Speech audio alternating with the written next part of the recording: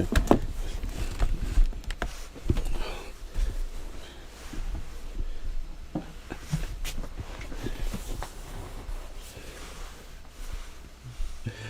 All right. All right. Now I'm taking my my mixer here. Looks like the mic is going this time. Oh man, what a big blunder I had about an hour ago, where I went live. I went live, and I was just cooking. Boy, I was cooking. Paul Barner, man. Woo! I'm gonna get back into that again though, because I'm passionate about this. Oh man, very passionate about this, and I just gotta apologize for that first video. But you know what? This is only my fourth or fifth video doing this, so mistakes will happen. And I'm going to learn as I go.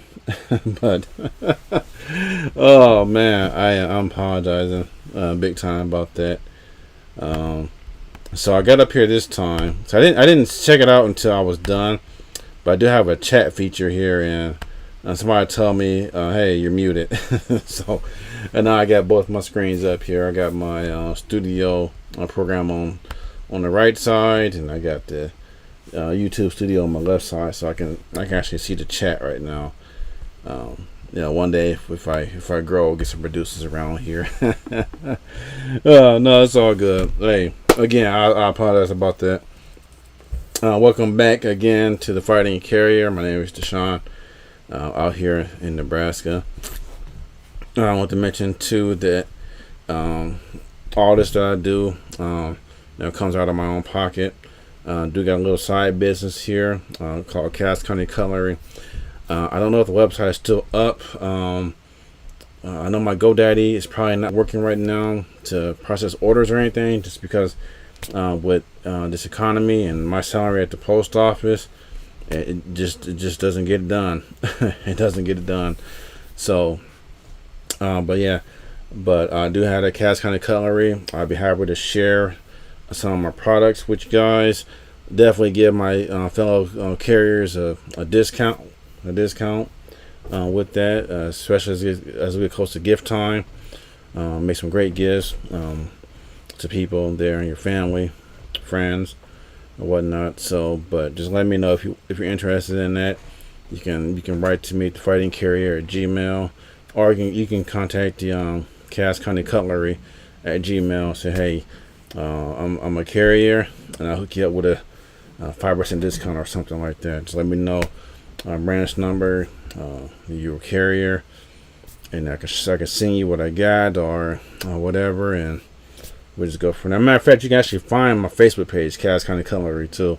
I got a lot of products on that too. So, but yeah, again, I apologize for my very first video. Like I said, I was muted the entire time, but now it seems like I'm up and running with that. And whew, let me get back to what I was talking about with Paul Barner and NALC and Renfro. A couple of days ago, this video popped up on YouTube. You can find it.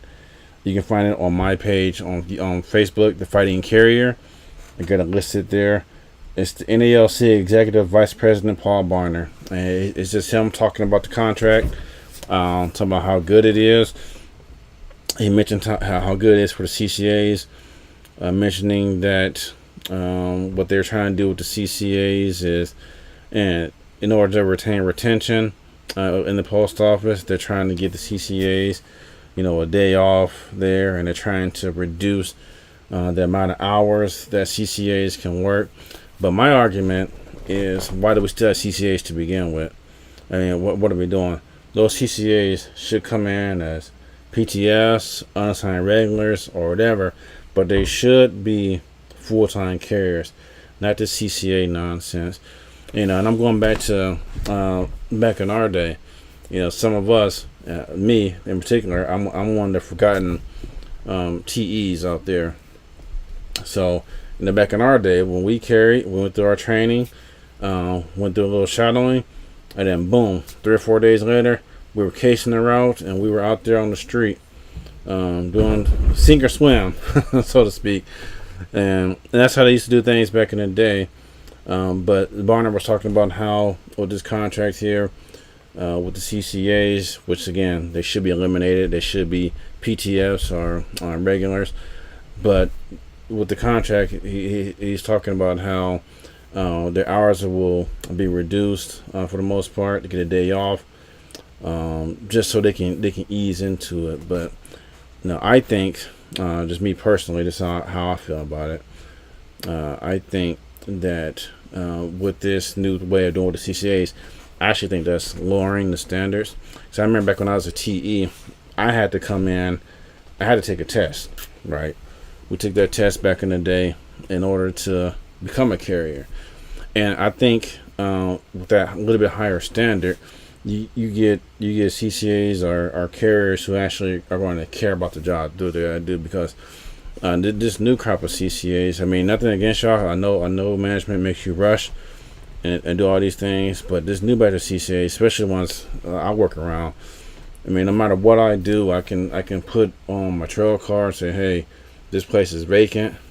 Don't deliver mail here. What happens? Next day, I come back to work, there's mail in the box. So I got to clean the box, constantly cleaning the boxes out. Or if I constantly have a trail car, say this person lives here, this person doesn't live here. You know, my CCAs just, they don't have to read. All they have to look at is the address. But when you took that test, I mean, I took the test, it involved memorization, paperwork, and things of that nature. And it just, I think that made me a better carrier, because we had to study. We had to study. We had to learn to do that. But again, the CCA position should be eliminated anyway. And Barner is on here talking about the good things for the CCAs, whatnot. And you know, that's fair. You know, we do want the CCAs to be treated right, but we want all the carriers to be treated the same. You know, we want to be on the same page, the same standards, and all of us. Many of us, we started off as TEs, casuals. It was sink or swim, you know, and it took us 2 weeks or so to get our mailman bodies in shape, especially when we had to walk out there, get our legs going and whatnot. But that's some of the things he was talking about. He was trying to highlight those good things with the contract, according to him now.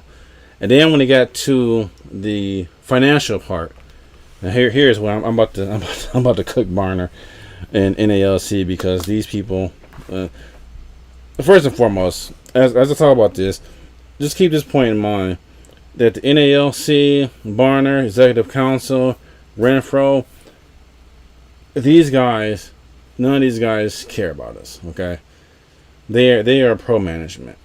You know, they're pro management. They like their Washington D.C. parties. It wasn't DeJoy invited to a Christmas party last year? See, they like that. They're in bed with management. They do not care about the letter carriers at all. And so we got to vote them all out. Vote no on this tentative agreement. But with that said, after Barner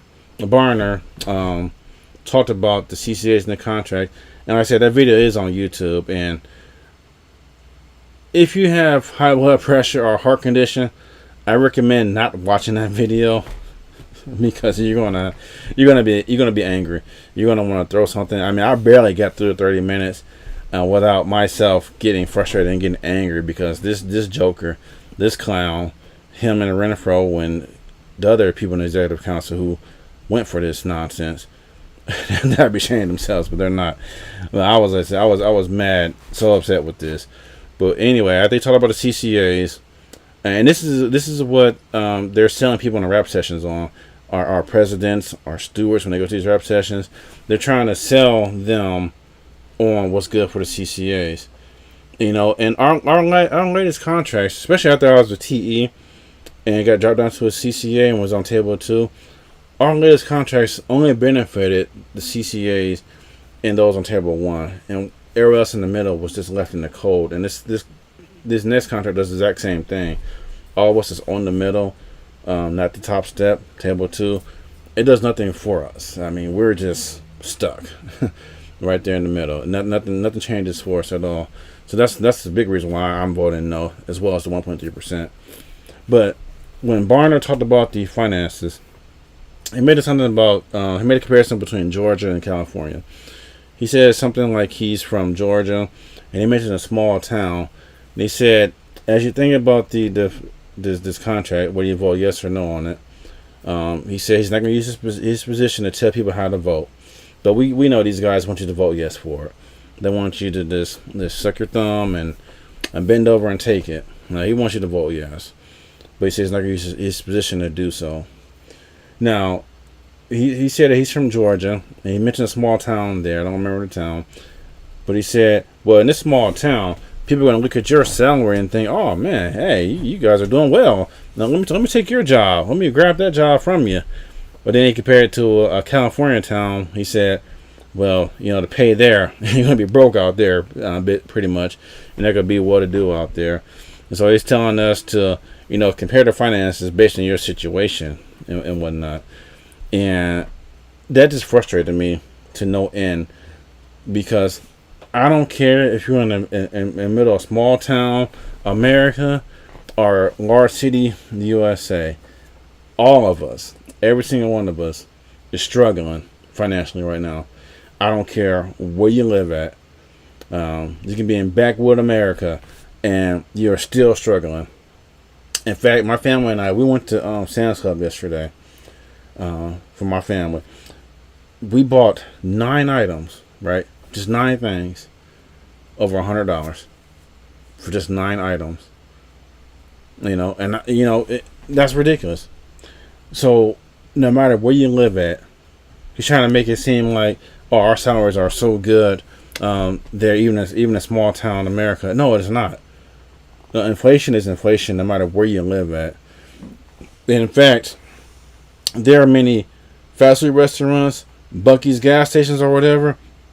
There are many people out there starting to pay higher than our CCAs.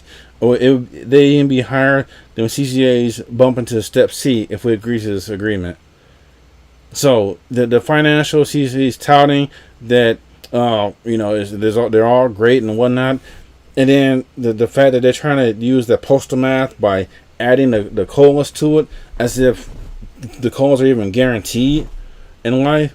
I'm trying to use that. Oh, you guys are making a bunch of money because the COLA's in, and all, I'm gonna get to that later too about the COLA scare. But they're making it seem as if these finances are so well to do. This 1.3%. Oh, you guys are fine. You guys are great. See, these guys there in DC who make these 6-figure salaries, they're so out of touch with us. They think that they probably think we'll make too much money now anyway. Listen to Paul Barner's comments. It will lead you to believe that he thinks that we make enough money to get by. Paul Barner, he's a clown. Renfro, he's a clown. NALC leadership, they're all clowns, and it makes absolutely no sense for them to say things like this. So like I said, if you watch this video, you're going to be hot, especially if you already vote no on this tentative agreement. You're going to get hot watching this video and seeing him there with a straight face say, in small town America, a person will readily want your job because they think you're making so much money and stuff. But in the real world, we all know we're all suffering from inflation. But these guys are making 6 figures. They don't even feel it. They're down there in DC swamp. They're down there enjoying their parties, sleeping together, partying together, drinking together, whatever. While the rest of us in the real world, see, to them, they're like politicians. To them, we're nothing more than the peasants here. Okay, we're the peasants. We're a nuisance to these guys. We're like the little mosquitoes buzzing around their ears. They just want to smack us away. NALC leadership, executive council, these people right there, and to sit here with a straight face in this video and to tell the people in the audience there who are asking a question. Now, if I was in the audience, I would be respectful to them, but I would sit there and say, how dare you sit here and try to tout these financial benefits to us when we got people working at gas stations who don't have to deal with walking through the snow, have to deal with pit bulls and Rottweilers, busting through doors, storm doors and fences, climbing out of windows, and things of that nature. You don't have to deal with these people that's dealing with the elements, the snow, the ice, the heat, The rain. In fact, where I was at today, rained all day today. You know, we got people working these stations, convenience stores, restaurants, making more money than us starting off, and they don't have to deal with all the crap that we have to deal with. All right, and to have Barner sit there and tell people that nonsense. Like I said, that video, if you ever watch it, is very frustrating.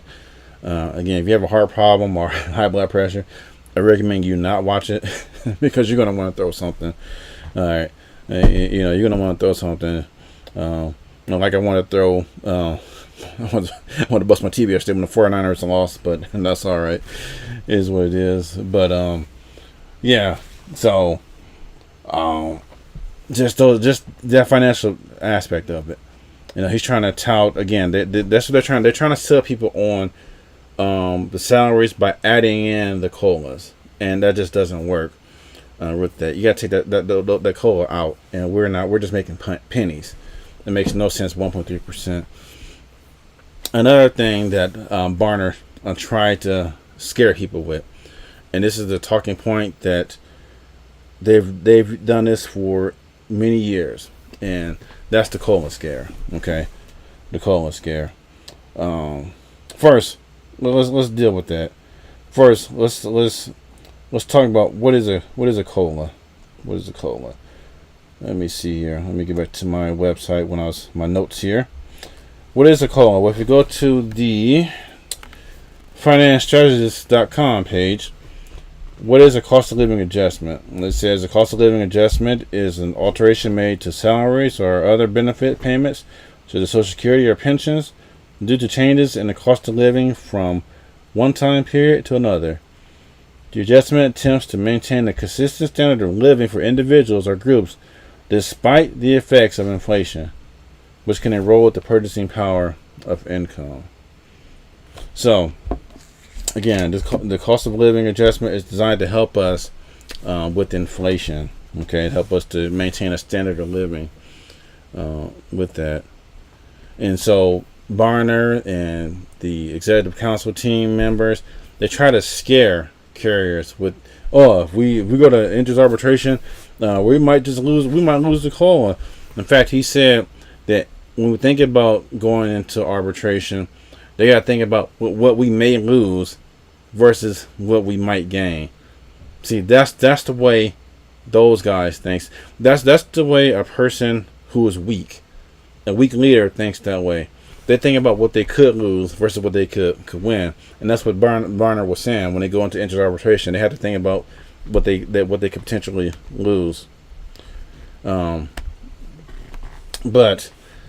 you think about this. That's from a point of weakness. That's pathetic to think about what you can lose. Because think about this. How many years have they said we're going to lose the COLA? How many years have they lost it? And let me ask you this question too. When you think about this, is the COLA even guaranteed? Is it guaranteed? Yes or no? It's not guaranteed. Because I remember a few contracts ago, I think it was after we all became TEs and became CCAs. There were some months during the COLA calculation where that number was 0. The COLA was 0. So the COLAs are not guaranteed anyway. So, but they want to tout the COLA as that's the end all means all. And again, the COLA is designed for what? That affects us during inflationary periods. Now, the COLA is not guaranteed, but what is guaranteed? What is guaranteed? What's guaranteed is if management or if NALC went in there and said, all right, we want a 35% pay increase, 35-40% pay increase. Sound out of line? That's guaranteed right there. COLA is not guaranteed because it all depends on the calculation. You know, think about this. We got a new administration coming in January. Think about what happens if, for some reason, if they did manage to turn things around and inflation goes down, right? It goes down. That COLA is going to be $0 or it could be $20, $30 COLA. It's not going to be much, if anything, as it is now. And besides, too, I'm a Table 2 carrier. I don't get the full COLA anyway. I get a percentage, and now with this latest contract, everyone gets that diet cola, the small percentage. Even the step P people, they're gonna get just pennies or whatever. It's not the cola is not even worth it anymore for the most part. But they want to scare you with that. They want to scare us into interest arbitration because they come in from the aspect of being weak. Their minds are weak. They have no negotiation ability whatsoever. They go in there scared. They're afraid to go in there and to demand what's owed to us. What's owed to us is carriers. Now, if I was ever a part of the negotiating team, I would go in there and say this is what we want. We want a 35% pay increase because I know what you carriers are worth. You and I, we're carriers. We're out there again. It's 20 below zero. We're out there. Snoring. We're out there. Freezing rain. Slipping and sliding all up and down the street. We're out there. Wind blowing in your face. You're out there. Dogs are loose. We're out there. Crazy people. We're out there. We're out there. We're the face of the post office. We are there. When people think about the post office, they don't think about the PMG. They don't think about the executives there. They think about their mailman, the person coming to the door almost every single day. The person bringing them the bills and the ass that they got. That's what they think about. It's about us. But again, Barner, Renfro, the team there, they care absolutely nothing about us at all. Nothing, not one bit. And so, again, the quality want to scare us with that. I'd rather take my chances in arbitration. I'd rather vote no on this in good conscience than to vote yes and settle for this garbage because I know that this is not worth what we are worth.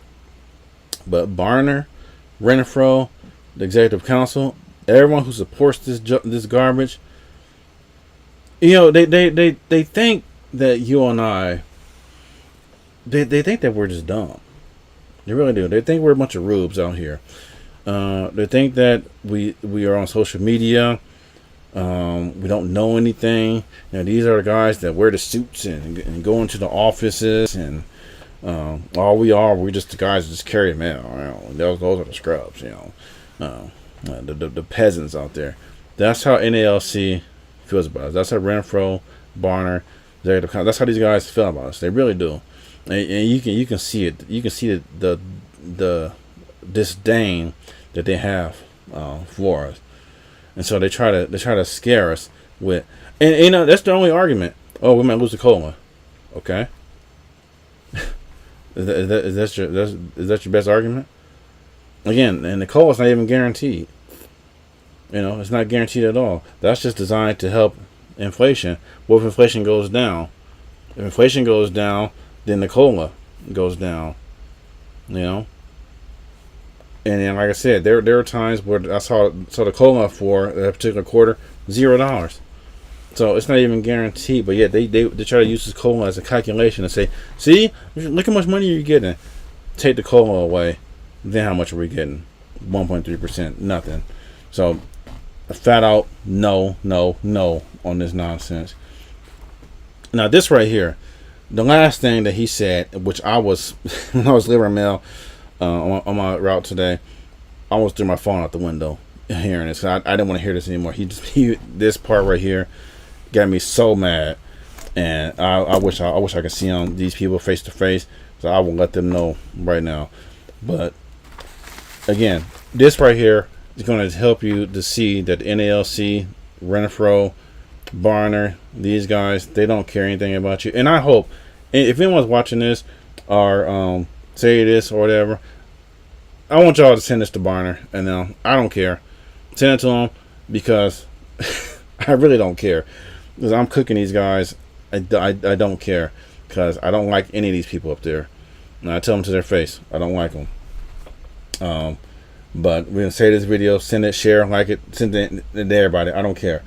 But this is going to tell you why I don't like these people. Because the NALC, These guys, they do not care about the carrier at all.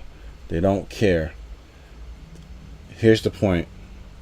During this part, when someone asked them about UPS or whatnot and their payment, these guys at NALC, they make a constant defense of the USPS management.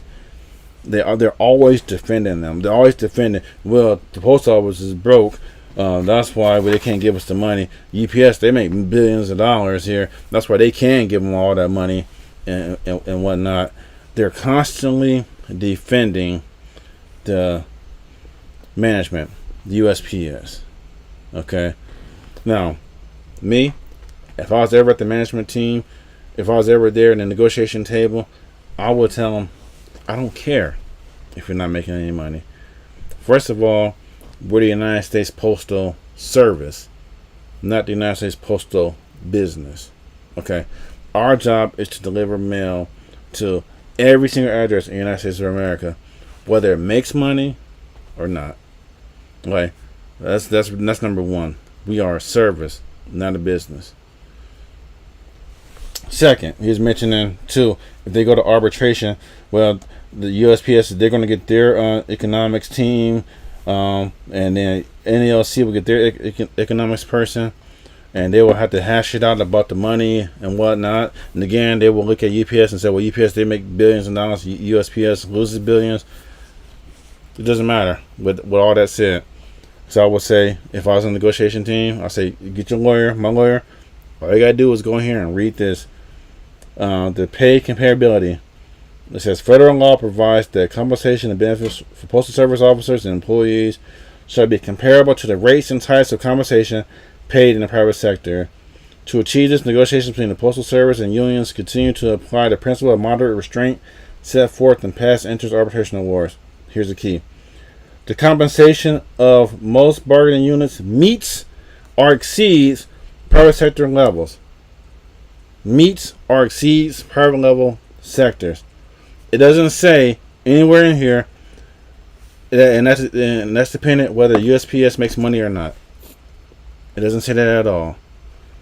It says our salaries should meet or exceed private sector levels. Our salaries, our benefits should be similar to that of UPS. We should reach top pay in 4 years. We should be earning almost $100,000 a year. Our health benefits should be 100% paid for. That's what it says right there. So you go into arbitration with your lawyer and say, I don't care what the economics says. This is what the law says. The law says our pay as carriers need to meet or exceed, and that's how you go in there. And as a matter of fact, that's how you go into negotiation day one. You say, all right, here, my name is Deshaun. I'm here at the table. Here's our negotiation. Here's what I want: 35% on pay increases, another week of vacation, benefits paid for, and what's the other thing?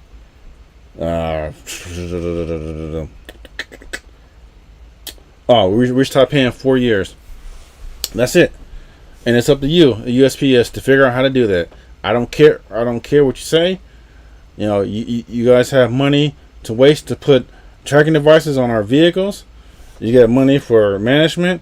DeJoy, according to the article, I think in 2023 or something like that, he's the second highest paid federal employee. You take money from him. Your executive team there, I'm pretty sure some of those are making $250,000 to $400,000 a year. Get rid of some of those people. You figure out a way. It's your obligation, your responsibility to pay us. If I was on that team, anybody on the CLC, Mike Care, anybody on those teams, look, hey, I'm not asking for anything. I'm a foot soldier down here. I support you guys. Whoever is in charge, we got to get rid of these clowns. But if I'm at the table, that's what I say. I said, look, here's the law. I don't care. I don't care anything else. This is what we want. And if we don't go, we go to arbitration. I don't care. Here's the deadline. We can talk a couple more times. Boom. 2 or 3 months later, arbitration. We're done. I'm not playing with you because this is what the law says. Now we're going there because I fight for the carriers. I love my carriers. You guys are my people. You guys are You guys are my friends. Hold on, let me let me check this, bro. Because my man Onyx X Gaming, he told me earlier I was muted, and I said I appreciate you, brother. I appreciate you. Hold up, I saw it late. All right, there you go. There you go, man. Well, I appreciate that. Yeah, he tried to tell me, and I didn't see it till after I got done. After I was finished cooking, barn. I was like, oh man, I'd have messed up. But yeah, anyway, I would roll in there as at the negotiation table. That's what I would say. Because I would go in there, I will fight for you guys because I'm one of you. I'm a carrier, and I know all of us are struggling. You know, I got a wife, 4 kids struggling. And you're doing the best we can. I know some of you, all of you are struggling. Every one of us. I don't care if you're at the bottom step or the top step. Inflation has killed us. So that's what you do. You go in there, that one. But Barner and these clowns, they always talk. Oh, what was me? The post office is going broke. They can't do this. They can't do that. No, they can do it. Your job in NALC, Barner, Renfro, is not to even care what USPS is doing. Your job is to care about the carrier. Your job is to care about us, fight for us. Terrence Powderly and the Knights of Labor, they cared about the workers. They didn't care about management. They went in there and fought for their people. And that's why I encourage anyone to look up Terrence Powderly and the Knights of Labor, because we need that type of leadership. Back when I did a thesis on that group back in college, when I was in BGSU and back in Ohio. That's the type of fighter, the type of leadership that we need. Once again, we need that people that care about the carriers. But again, these clowns at NALC, they don't care about us. They do not care about the carrier. They care about their relationships with management. They care about their parties. They care about all that. That's what they care about. You and I, they care about nothing. They don't care about. So Barner, you gotta go. Renfro's gotta go. Everyone on the executive council who is not pro carrier, you have to go. And we have to vote no. We gotta send a strong message to these people. We're going to vote no on this. We're gonna vote you all out. We're gonna vote you all out. So again, don't be intimidated by these guys. They want to scare you with the colas. They want to scare you because that's all they got. That's all they have is the cola. And then these guys don't come in there fighting. So, hey, CLC members, might care of whoever takes charge. Okay, we're gonna vote these guys out, and we're going to get new leadership inside here. And any way that I can help out, be a voice, whatever, one of many voices out here, do what I can do. I definitely don't want to go to DC. I like my little place here in flyover country in the Midwest. But hey, I'm here to support. If you got a place for me somewhere, what I can do, any way I can help out, let me know. CLC, I might care. I mean, I'm already fighting no in my office, in other offices here. I'm doing my part there. But when you guys take over, when somebody takes over in 2026 with new leadership here, because we need it, because these guys right now, they don't care about us carriers. Okay, they're pro management. They do everything for management. They defend management. They defend the finances of management. At the negotiating table, if I was ever there, I would tell the people, hey, look, I don't care about your finances. Your job is to figure out a way to pay us. And you think about their council too, their executives. They're nothing but executives from mailing companies. So what they're doing is they're artificially keeping prices low in order to give a subsidy to their buddies. There's money out there they can give us. But you think about the management team that we have. Do we need that many managers? Do we need someone sitting there to say, "Oh, this guy was stationary"? I got dinged this morning. Tell you, I was 12 minutes at the spot. I'm like, yeah. But I said no. If he didn't see me, it didn't happen. So I don't care what that says. Just have another day, call me back tomorrow, whatever. If he didn't see me, it never happened. But they got people doing this, and people putting trackers on our vehicles. I mean, there's money out there, but yet we got our pro management NALC team who wants to negotiate for management. This contract agreement is pro management. These guys, they do not care about. So remember that when it comes time to voting these guys out, that the current membership, the current leadership there in NALC, Executive Council, Renfro, Barner, they don't care about the carriers at all. They care about their positions. Barner's been there since 1987, or the carrier's been around since 1987. His way of thinking, their way of thinking, is old, outdated, antiquated. They need some fresh blood up there. In 1987, I was 7 years old, and that's when he said he was a carrier in 1987. I was 7 years old then, and the way he thinks is old and outdated. These guys are not fighters. They don't care about us as the carrier. So we just gotta get them out without knowing this. I wish I had Barner's email. I would definitely email this video to him myself personally, because I don't care. I don't care about any of these people, current leadership, because they're all useless. They're feckless. They're pro management, and they don't care about the carriers at all. So that's all I got. Looks like my studio is messing up. Let's see here. All right. Looks like I'm still back. Looks like I had a little issue right there, and the weather down here still raining and whatnot. But that's about all I got. There's some other stuff There's some other stuff I want to talk about later, but I'll do that tomorrow. I have some little tech issues, looks like, right now. But somebody sent me an email about some more people in leadership, and it just shows how these people in leadership, they just think so little about us. They think we're nothing but a bunch of rubes out here.